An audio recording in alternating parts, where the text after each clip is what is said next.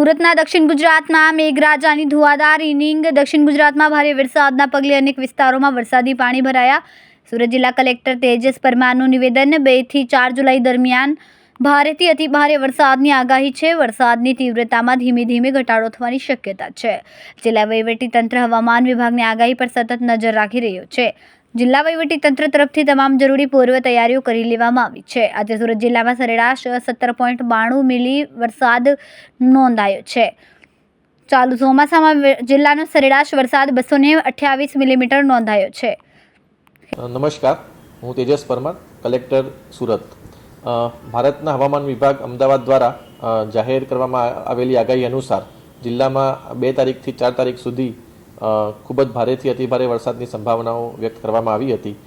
જેના અનુસંધાને અત્યારે આજની સ્થિતિએ જોઈએ તો ચોમાસામાં જિલ્લાનો કુલ સરેરાશ વરસાદ અત્યારે 228 મીમી નોંધાયો છે.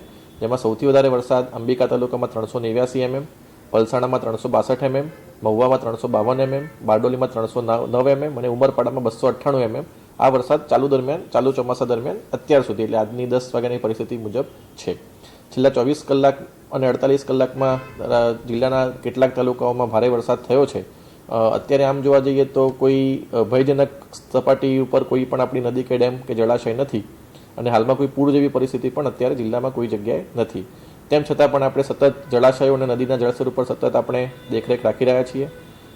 કેટલાક નીચાણવાળા વિસ્તારોમાં પાણી ભરાવાની ફરિયાદ સ્થિતિ સર્જાઈ હતી, જેના ઉપર પણ અત્યારે અલગ અલગ સંબંધિત વિભાગ દ્વારા તેના માટેની કામગીરી કરવામાં આવેલી છે.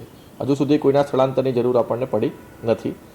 કેટલાક કાચા મકાનોને નુકસાન થયું છે, એ સિવાય કોઈ જાનહાનિ મોટી કે વ્યાપક નુકસાન નોંધાયેલ નથી.